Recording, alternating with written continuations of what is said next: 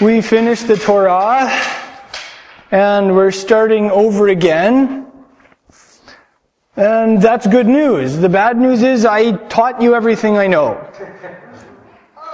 So I'm thinking I'm going to start expanding now because I don't really have anything left to teach you.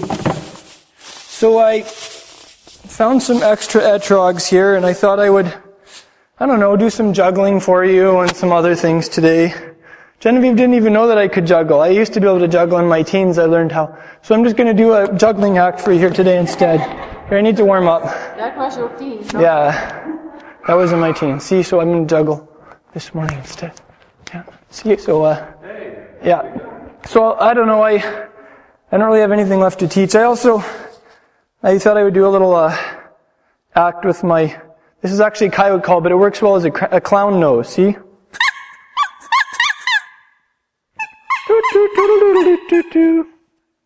Anyway. No, I'm just joking. I'm just joking. Because we only started studying together on Parshat Lech Lecha. So I have 2 more parshas in which I can teach you some stuff. And then you're just going to have me juggling and doing clown acts. Just joking. I just thought I would try and do something to break out of the mold this morning. Those lemons smell really good too. No, I do have a couple objectives I wanted to share with you all with regards to our teaching in this upcoming year. One thing we're going to be doing is we're going to be shortening it a little bit. Now, for this parsha we will be. The next one, because we've never covered it, we may do a regular hour or so. And after that, I would like to keep it a little shorter. We want to stay fresh on Shabbat mornings. Things like that. But here are a couple objectives that I have in teaching in the upcoming year. I want to keep our focus practical. I want to keep it intensely practical because, the Jewish approach to the Torah is how are you applying this to your life? How do you do life? And that's something that I appreciate. I appreciate those highly esoteric teachings. I appreciate those deep textual insights. I love history, but when it really comes down to it, how's the rubber going to meet the road? Here's an example of that. Yeshua in Matthew 5. What did he say about greatness in the kingdom? A greatness in the kingdom is quantified by how we apply the commandments, the mitzvot, to our lives. So that is something that we'll continue to hit this year. Practical applications. We're going to be examining that today in the book of James, Yaakov. He was really strong on that point too, wasn't he? The second thing, this is an area that I want to continue to grow in. As a teacher, I really look up to Yeshua because he was a great teacher. I look up to him in that specific area. And something that I noticed is it says he never talked to the crowds without giving a parable. Yeshua as a rabbi was a famous storyteller. He was very skilled in the art of telling parables. It appears that he used object lessons, and that's something that I want to grow in too. And that's something that I want to grow in as a congregation. So if any of you maybe you're going through the week, you study through the parsha ahead of time, and you just think of an object lesson or a parable or some story just comes to mind. Bring that. Give me a call if you want, and we'll make sure that we include that because I want to come together as a congregation and have different contributions as maybe we're inspired with some creativity. Hey. I'm a creative person, but I think if we collect our creativity together and pool that, we're going to even have more fun together, and we are going to learn more meaningful lessons. So, here are a couple of things we could try and include in this next year. Think about as we go throughout the week: object lessons, skits, charades. Any of you like playing charades? Yeah? Yeah, when you do an act and then you have to guess what it is. Stories, even jokes. Yeah? I think Yeshua, from appearances, he incorporated some humor in his teaching. So those are some things that I invite you in this upcoming year to chip in with, and I'm going to try and do some chipping in also. The third thing that I really want to do in this upcoming year in my teaching is exalt Mashiach. Yeshua said that when he is lifted up, he will draw all people to himself. I do think in part that was in reference to his crucifixion. As a result of his crucifixion, he was counted worthy for people from all nations and languages to become his disciples. Worthy is the Lamb that was slain, we read in Revelation, who purchased people, men for himself, with his blood from every tribe and nation. So that's something else I want to see. I just want to see Yeshua lifted up in our midst. And I'm going to be sharing something interesting about that from the book of James today also. Yeah. So let's look at the book of Breishit, Genesis, together. We're going to crack open the first parasha. This is a challenging parasha because it covers almost a third of human history to date. It covers the first approximately 1,700 years. Maybe that's a little closer to a quarter, but no matter how you look at it, that's a lot of material to cover, isn't it? So we're not going to be breaking down all of it minutely. I want to focus on a couple key themes. I want to focus on the theme of marriage that comes up in this parasha, what it teaches us about our marriage to Mashiach, also what it teaches us about physical marriage and those dynamics. I also want to look at the mitzvot in this parasha. It's kind of cool. The very first parasha, and you already have a couple of mitzvot, a couple commandments coming up. And those first ones have, I think, particularly broad ramifications. So that's going to be a lot of fun. This parasha starts with the creation week. It narrates the fall. It highlights a couple luminaries like Enoch, Abel also, righteous individuals. And then it begins to highlight an up-and-coming luminary named Noah, who finds favor in the eyes of Yahweh. And it's a bit of a cliffhanger. That's where it ends. It's like you have these premonitions that the Almighty is having a hard time putting up with the human race. And then Noah finds favor in his eyes. And then it leaves you hanging. So I guess we'll have to see what happens next week, hey? Unless you sneak home and study the scriptures all by yourself. Yeah. So let's talk about mitzvot. Let's talk about commandments from this parasha. Firstly, Breishit, Genesis chapter 1. We have the very first commandment given to humankind in 1 verse 28. He simply says, "Be fruitful and multiply and fill the earth and subdue it and rule over the animals," etc. So that's it. Now here's the interesting thing. How is this prefaced, this mitzvah? It says, Elohim blessed them, and Elohim said to them, "Be fruitful and multiply." Now this is the very first commandment, and we learn something from this. This is along the lines of what you call like the law of first mention in hermeneutics, in your interpretation of Scripture. When something is first mentioned, when you have a first dynamic, it carries extra weight. There are special ramifications. And this is an example. What we learn here is every commandment in the Torah is a blessing. You could read that as saying, "And Elohim blessed them, and he said to them, you shall thus and so. And Elohim blessed them, and he said to them, you don't do this or that."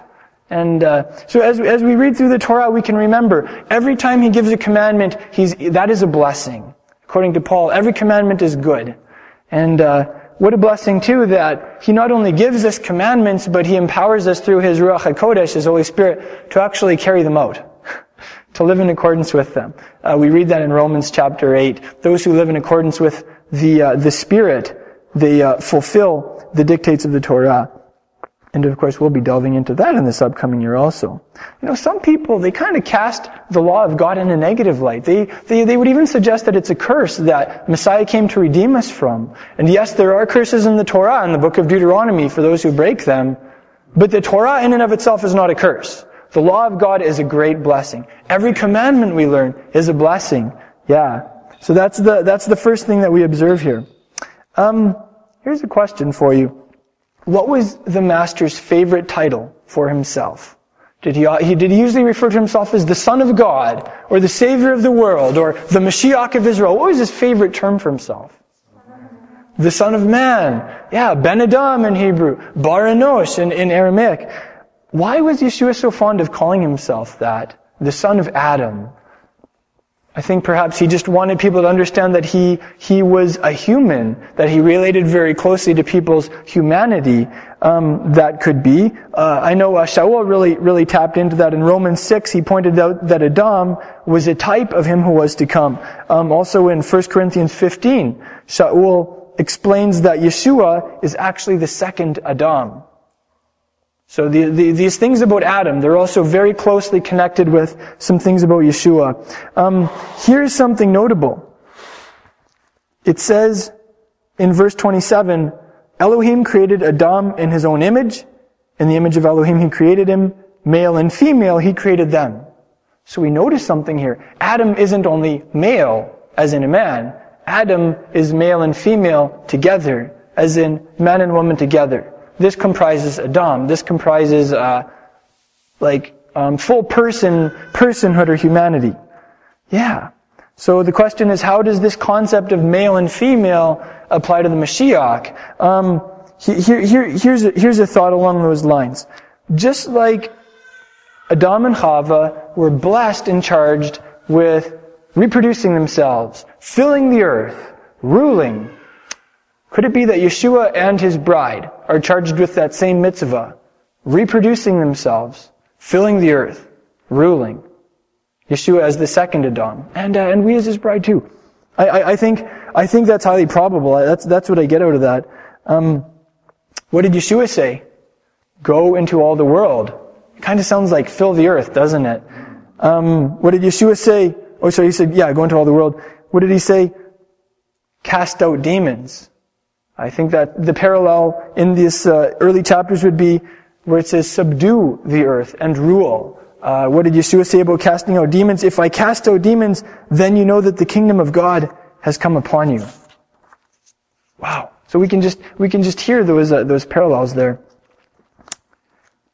So we could say that the first mitzvah in the Torah pertains to human sexuality and reproduction. What does the second mitzvah in the Torah pertain to? We see this in Genesis 2:16. It's about eating. From any tree of the garden you may eat freely, but from the tree of the knowledge of good and evil you shall not eat. Wow, eh? So the second mitzvah relates to the human diet and appetite. And of course, the Torah goes on in the next several books to flesh out these basic concepts. We read especially in Leviticus and Deuteronomy of permissible and forbidden sexual unions, and of permissible and forbidden dietary content. So we see these concepts go all the way back to the first two chapters of Genesis. This is very deep in the human psyche.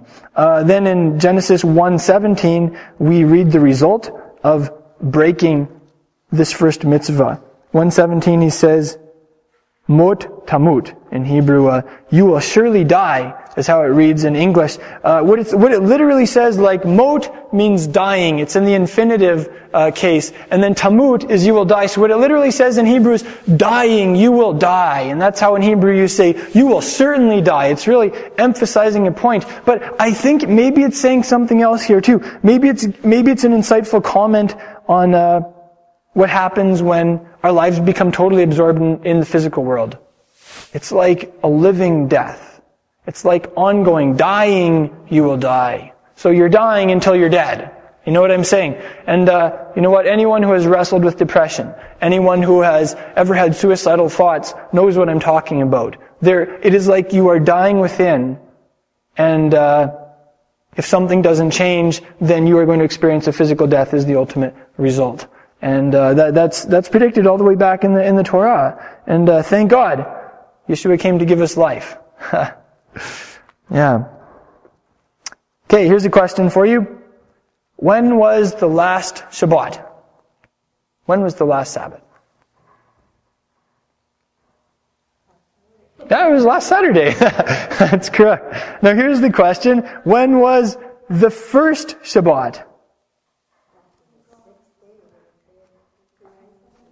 That's right. It's the seventh day in time, essentially. It was the very first Saturday in world history. What does this teach us? Saturday is a day, according to the Torah, that is especially blessed by God. It is holy, separate from other days, set apart. And I'm preaching to the choir on this one. But it stands out so clearly that from Genesis 1 and 2, God blessed the seventh day of the week. God set the seventh day of the week apart. And no evidence in the New Testament, early church history, there's no evidence that Messiah or his apostles changed the seventh day of the week to the first day of the week. The seventh day of the week just wasn't changed to the first day of the week. That is mathematical insanity. You can't change something that's seventh to something that's first. So, it's still the seventh day of the week. It's still blessed and holy. And here's a question. Why do we observe Shabbat? As I see it, like the heart of our faith life, the engine of discipleship is imitating Elohim, God, and imitating his Messiah. And who was the very first person to observe the Sabbath? The Almighty was the very first person to observe the Sabbath. So, when we're doing this, we're doing it in imitation of him. He liked it so much, he made it for us too. Shabbat was made for Adam. That's true. It does show who your allegiance is with. A sign, right? Wow. That's right. It's a sign that he sanctifies us. A 24-hour sign. Here's a Hebrew insight. From Breishit chapter 1 verse 10. You know how in the Torah, how many of you have heard of doing a mikvah? I assume we're all familiar with that concept. In Christian terms, it's when you baptize yourself or you get baptized, right? However, in Christian terms, that only happens, at the time of your profession of faith. But that whole concept of immersion in water is thoroughly and patently Jewish. And if you practice the Torah, then this is something that you don't just do as a one-time profession of your faith. This is something that you do as a regular part of your life. There are just times in your life when you immerse in water. And the place of immersion in water in Hebrew is called a mikvah. Right? So you go to the mikvah, you immerse yourself in the mikvah. The old synagogue building here in Prince Albert, where Beit Yaakov used to gather on Shabbats, I'm sure they have a mikvah in that building, like a pool, essentially, where you can do immersions. I would like to know if there's one there. That would be interesting if we could somehow rejuvenate that. But whatever the case may be, I could show you. It's across from where the Christian bookstore used to be, just across the street to the west. White building. Yeah, it used to be a martial arts facility also. So anyway, often that's called doing a mikvah. And, because you go to the mikvah. The very first mention of mikvah is in Breishit chapter 1 verse 10. I thought you would find this interesting. 1 verse 10, it says, Elohim called the dry land earth, and the gathering of the waters he called seas. And Elohim saw that it was good. And what it says there in Hebrew is, and the mikvah of the waters he called seas. So it's this concept of gathering. And mikvah, it's a fascinating word because of the other places where it turns up in Hebrew. Like, how many of you know the term tikva in Hebrew? Yes, the Israeli national anthem, hatikva, the hope. Well, that's from the same root. Another word is kavanah. How many of you know the Hebrew word kavanah? When you daven, when you pray with kavanah. You pray with intent. Right? You don't just rattle words off and not think about it. You pray with intent of the heart. And that's called kavanah. It's your intention. And what's the connection between these things? Like a body of water where you immerse, hope, and intent in prayer. Well, the related concept there is gathering. There's a gathering of waters. When you hope, you are gathering yourselves to something. When you pray with intent, you are gathering all of your focus, your mental powers, the emotions of your heart. You're gathering those towards the Almighty as you pray to Him. This is the idea. So I just thought that's your freebie Hebrew lesson of the day. So you have mikvah, you have tikva, and you have kavanah. And they're all from the same root. Yeah. So, here's a question. Yeah, hopefully this is all nice and practical for us here. In Genesis 1 verse 14, we learn why the sun and the moon were created. Why were they created? Yeah, to give us light. That's very practical. Times and seasons. Okay, so seasons like spring, summer, winter, and fall, right? Yeah, seasons. No, what's the Hebrew word there? Festivals. That is correct. Okay, appointed times, yes. Isn't that, just stop and think about that for a second. I mean, before the fall of humanity, before there was an agricultural cycle, before there was even a promise that the Mashiach would come as a redeemer and crush the head of the serpent, the moon was created for Moedim, for specific appointed times. It's almost like when Elohim created the world, He had these appointed times on the biblical calendar. He had them in mind. Well, He created the sun on the fourth day, and He created light on the first day, and it also says He created the stars on the fourth day. So all of those galaxies out there. It's so terse, eh? He created the stars too. Like, that is the narrative for like the mass out there of galaxies. Wow. And here's something, it's notable too how the concept of a biblical day beginning at evening at sundown is right there in Genesis 1, eh? Like from the very start. Yeah, absolutely. And the moon too. It's notable, it says He created the moon for the Moedim. Regrettably in the 300s, when the community of Israel was forced to fix the calendar, it's close to the lunar cycles, but it's no longer exactly on the lunar cycles, eh? And it's slowly drifting too. We talked about that in our Syncing with the Creator of the Universe teaching. If this continues, over the course of a couple thousand years, we're going to be doing Pesach in the middle of summer. This is a problem. And so that, of course, is why the Sanhedrin has this so high, or the nascent Sanhedrin has it so high on their priority list. Yeah. Here's one more practical element from this parasha along the lines of imitating God. In Genesis 3:21, we read,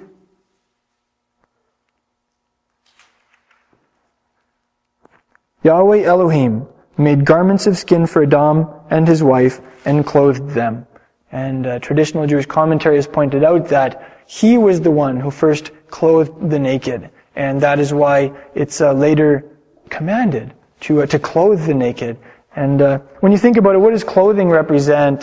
Clothing is like the nearest element of shelter that we have. Housing is an extension of that. Perhaps clothing represents our physical needs in general. We just see that from the very beginning, Yahweh, even after these people broke the only mitzvah He gave them, and I don't know how He works, but maybe that broke His heart to a certain degree, I don't know. But even after this happened, He still showed kindness to them. He still took care of their needs.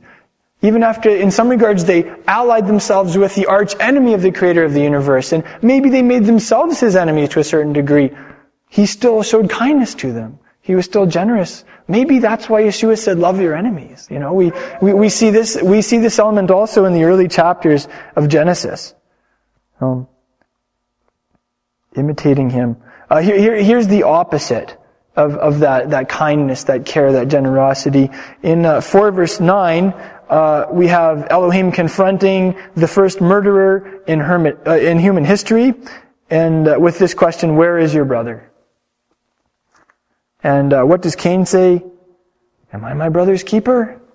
And you know what? Each one of us, we have this potential to be life-giving or to be life-taking, eh? Maybe we're not going to go out and gun someone down or stab someone in the back, but we have the capability in our daily lives to take people's lives, to be a life sucker or to be a life giver, hey? And it's the voice of the life taker that says, I'm not responsible for this person.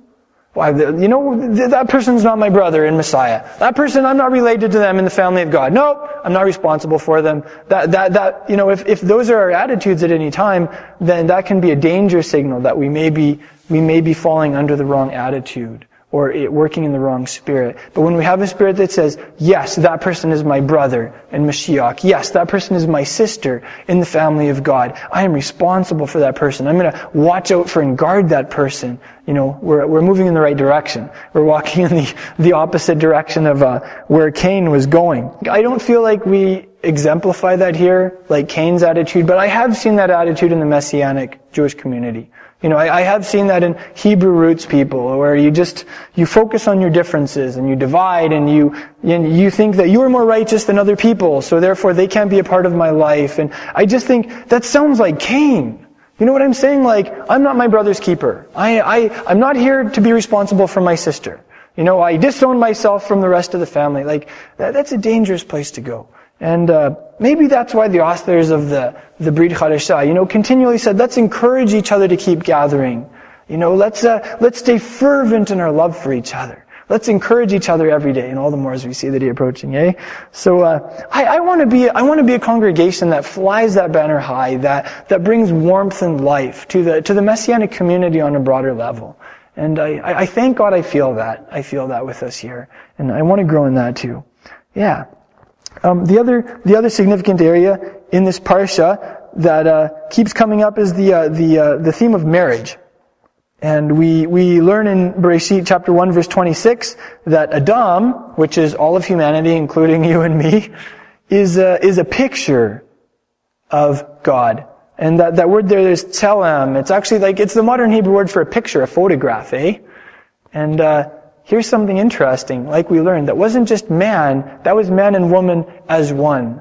Perhaps that was even man and woman in marriage. Could it be that there's something about marriage that is a picture of Yahweh? Like a very clear picture. Yeah, I think so. I kind of wonder if maybe that isn't why marriage is so under the gun in our culture. Why marriage is so attacked in legislative assemblies, whether it be Canada or the United States or Europe. Could it be that that's why there's just so much, there's this growing confusion in that area? Because marriage it's the image of God in a way that we as individuals aren't. And maybe for that reason, it's just so important to be encouraging each other, praying for each other on a broader level in terms of in the body of Messiah. I drove down to a weekend seminar in Colorado. You remember when I drove down this spring?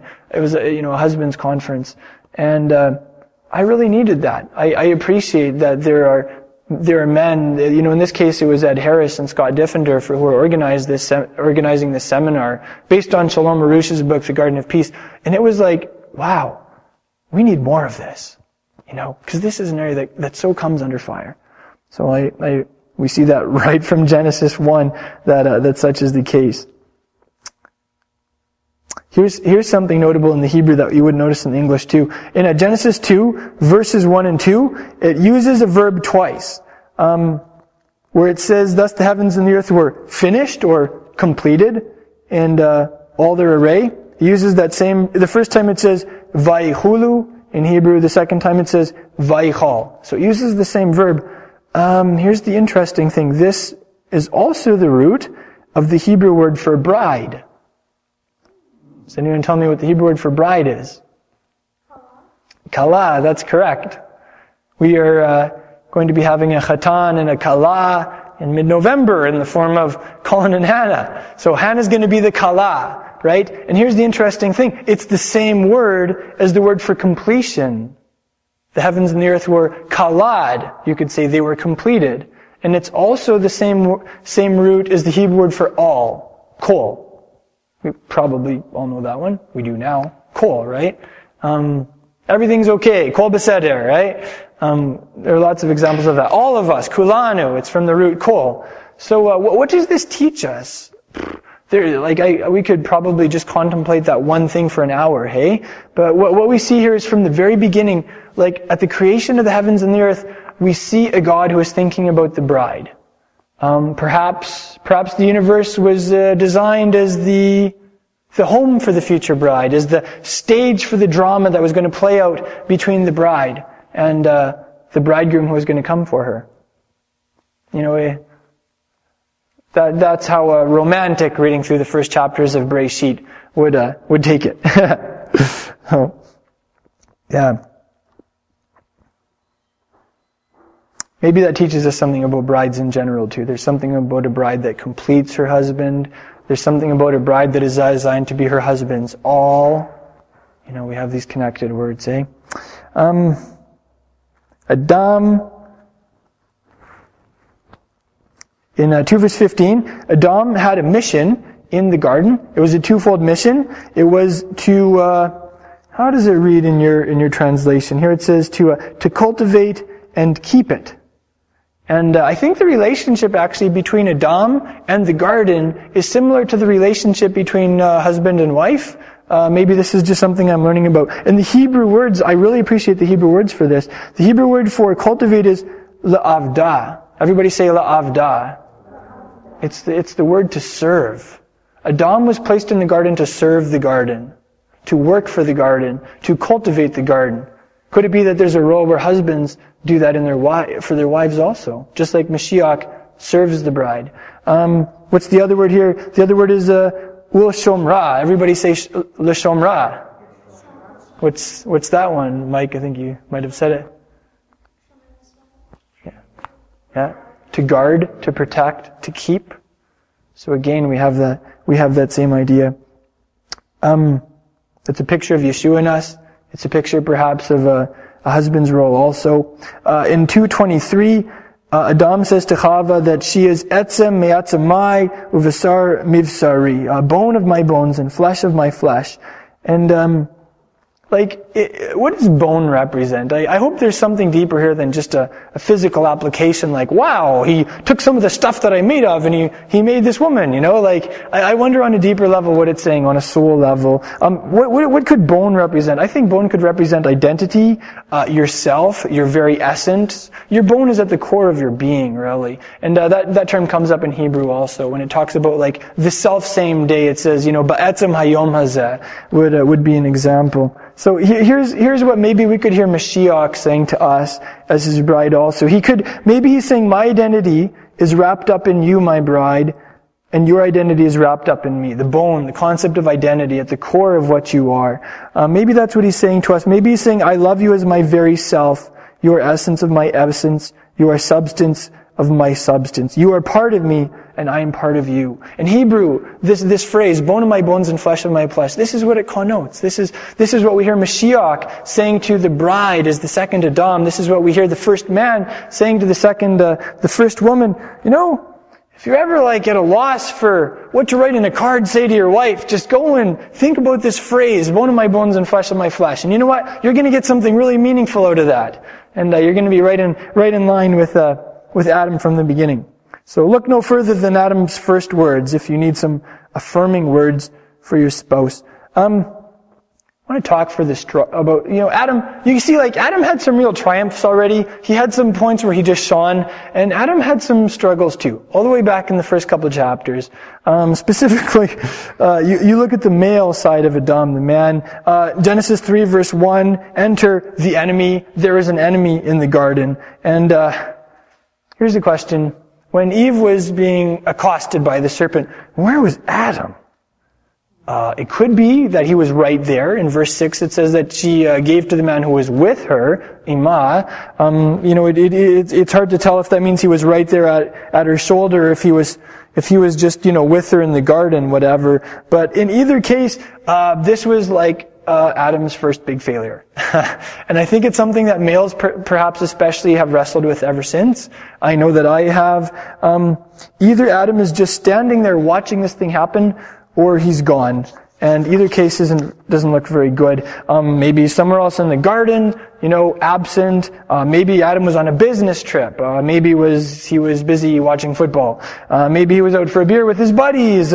Maybe he was at another church elders meeting, or maybe he was gone to a Bible study. Adam was gone somewhere. We don't know where he was, but maybe he was just standing there thinking about his own stuff while this was happening, golfing. Maybe he was golfing. Oh yeah, the park, hey? I'm sure there was a golf course in paradise there, yeah. What we see here though is that from the beginning, Adam, he was either absent or he was disengaged, and males often struggle with that ever since. I know I have. Maybe I seem like a pretty engaged present person, but that has come over time, eh? That's an area where, even in my family line, that has not been a strength of some males in my family, hey? But that's an area that the Father's really challenged me in. That's an area where He's really showed me that He wants to come and change me through the power of His Holy Spirit and make me a man who is present to my family, who is present to my community, who is engaged when sometimes I just want to run, or I just want to like withdraw into my turtle shell and like weather the storm and just wait till it's over, or whatever. But that's challenging. He challenges me with that regularly. Hey, so hey, goes all the way back to Adam. It's just part of the package deal, I guess. Maybe on a sidebar here too. Maybe we can learn from this Genesis 3, like not to dialogue with the enemy.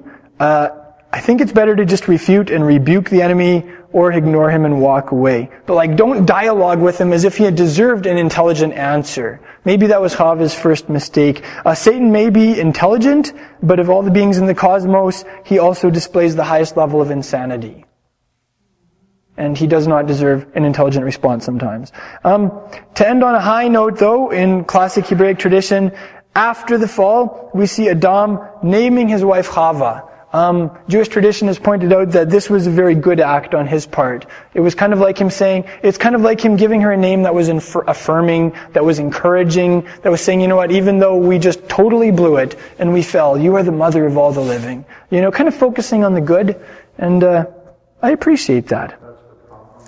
Chava. Well, like Chai is life. Chaya is like a living being. So Chava is related to that. Yeah. And of course, that's translated Eve in English. Wow, this is some rich stuff. And we have here. Let's talk for a minute about relationship, not on a human level, but our relationship with the Almighty. In 2 verse 9, we see that the first humans had a choice of 2 trees that they could eat from.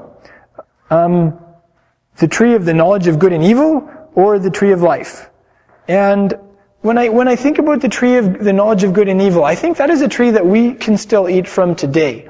I think maybe there's this cut of humanity, maybe you could say it's the religious cut, and they're more focusing on the good side of that tree, the tree of the knowledge of good. So, be a good person, do good. Unfortunately, sometimes that warps into legalism, or it turns into dead religion that is entirely humanistic and has nothing to do with God. And then, of course, you have the flip side of the tree of the knowledge of good and evil, the evil side, lawlessness, secularism, and of course, there's a lot of that in this world too. The problem with the good side of the tree of the knowledge of good and evil is it's still dead. It's about life. L'chaim, right? It's the tree of the knowledge of life. Yeshua didn't just come to say, try to be a good person. Work a little harder. Yeshua came to bring our dead spirits to life. To Him, to each other, to ourselves. Yeah, that's the gospel. It says that after humanity fell, there was this way, there was this derech to the tree of life, and it was blocked. And then when Yeshua comes, what does He say He is? He says He is the way. He is the derech. This is the first instance of the term derech is in this parsha. And what did Yeshua say? Right next to where He's talked about being the way, the derech, what did He say He was? I am the way and the truth and the life. Yeah. So you can just see this pathway to the Eitz Chaim, the tree of life, it's being restored. And Mashiach. And here's an insight from traditional Jewish liturgy. We don't do this in our synagogue at this time, but we certainly could at some time. But after the readings, you have a guy in the synagogue. He usually has to be a pretty big guy because he takes the Sefer Torah, the Torah scroll, and he hoists it up, turns around and hoists it up so that everyone can see the passage that was read. And then one of the things that's sung is Eitz Chaim Hi L'Machazikim Ba, like a tree of life is she to all who take hold of her. Yeah. So, in the Jewish understanding, the Torah is an element of that tree of life. And that's something that traditional Jewish people come in contact with regularly. I just love how Yeshua said He is the way to that tree of life. He is our connection to the Torah, the living Torah.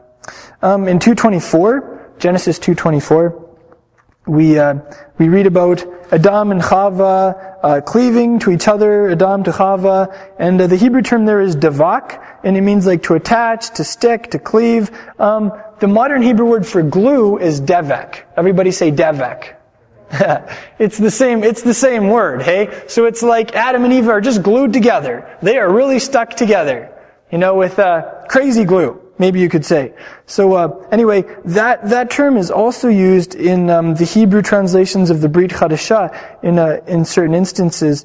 For instance, in 1 Corinthians chapter 6, verses 15 to 17, you could say this is Shaul's drash on this passage. This is what he has to say. Don't you know that your bodies are members of Mashiach? Shall I then take away the members of Mashiach and make the members of a prostitute? May it never be. Chas v'chalila. Or do you not know that the one who joins himself to a prostitute is one body with her? There's that same term used in the Torah for Adam and Chava, basar echad. For he says, the two shall become one flesh. But, this is the kicker, the one who joins himself to the master is one spirit with him.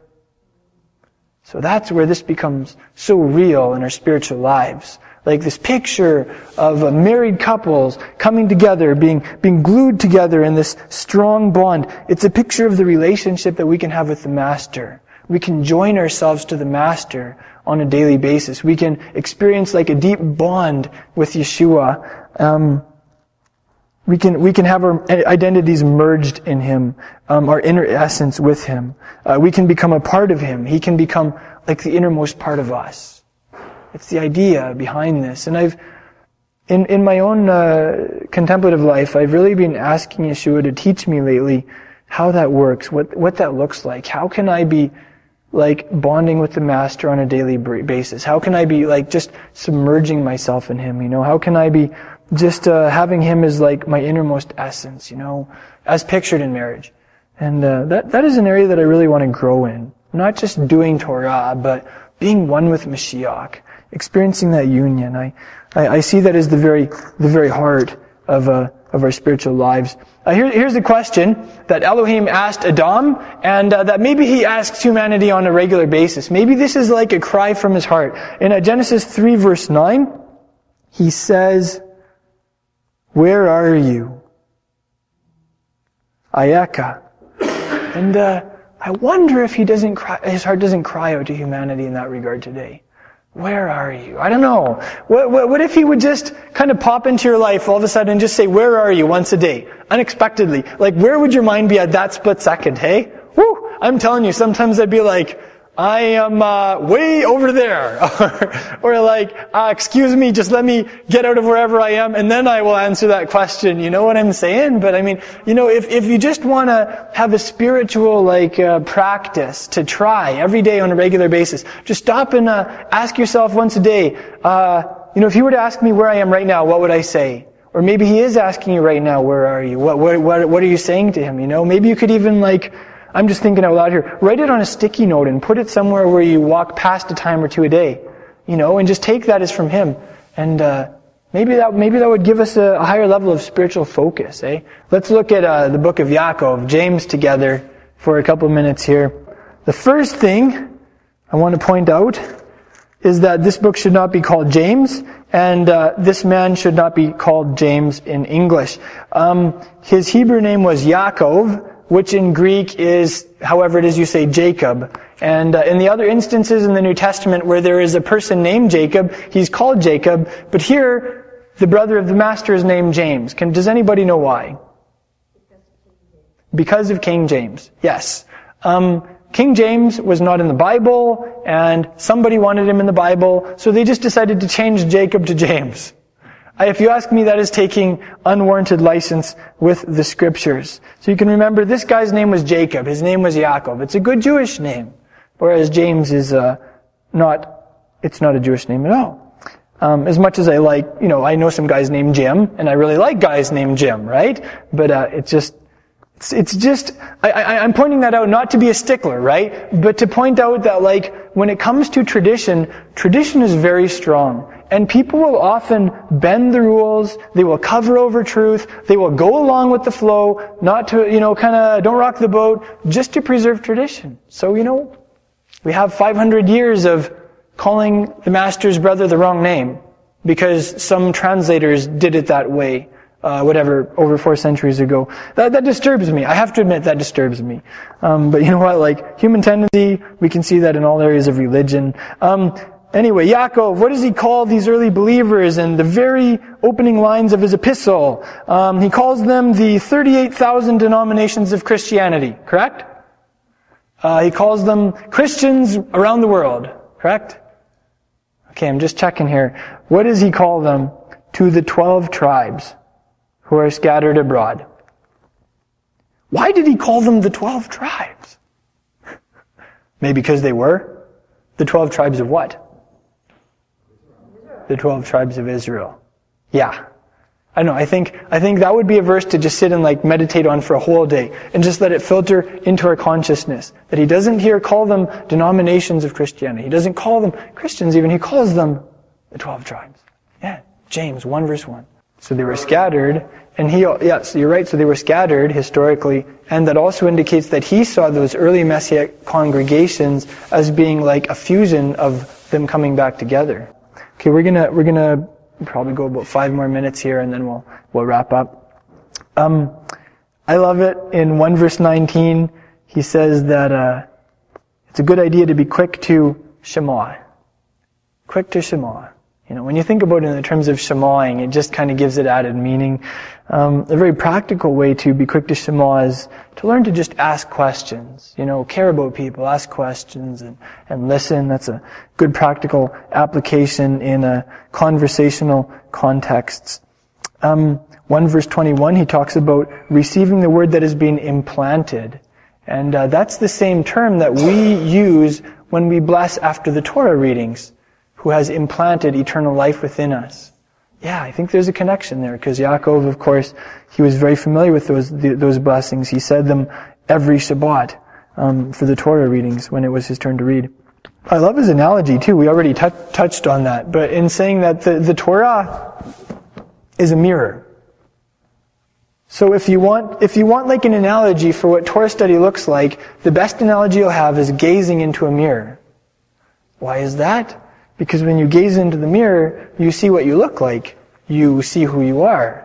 You know, when you look into your own eyes, you can see something deep in yourself.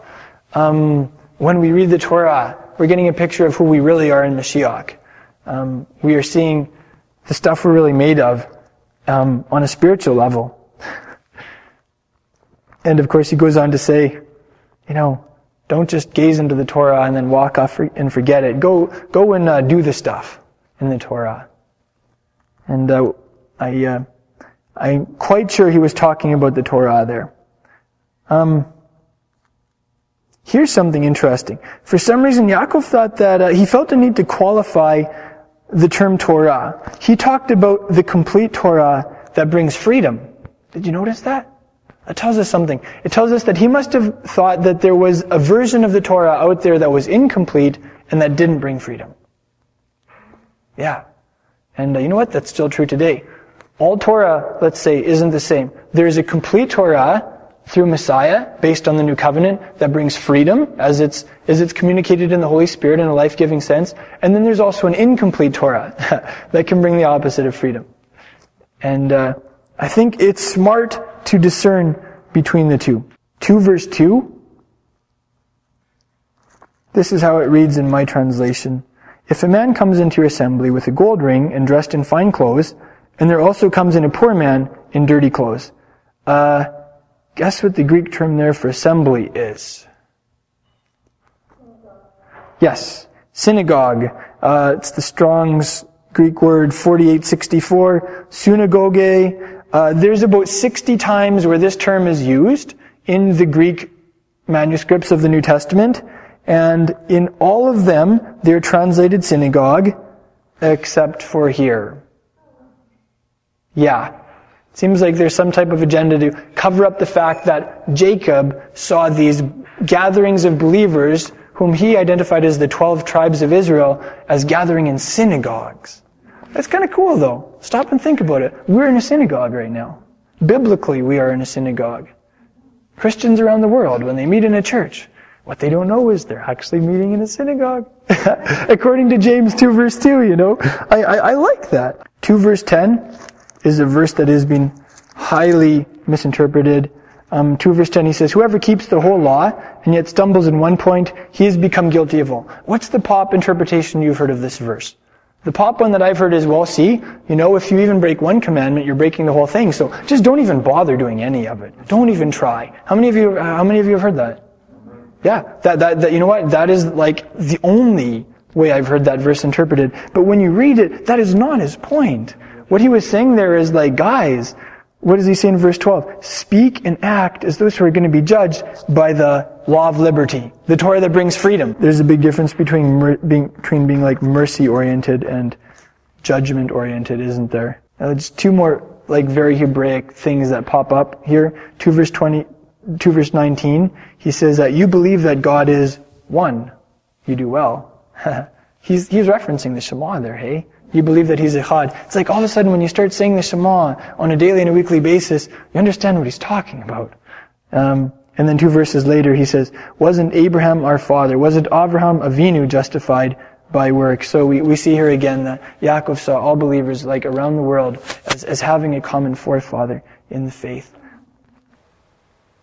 Thank you for joining us in this message. I pray that it's been an inspiration to you in your discipleship to Yeshua the Messiah. Crown of Messiah is a relatively small congregation with a massive mission. We're not just making disciples and teaching the Word of God here in our city. We're also doing that internationally through vehicles such as the internet.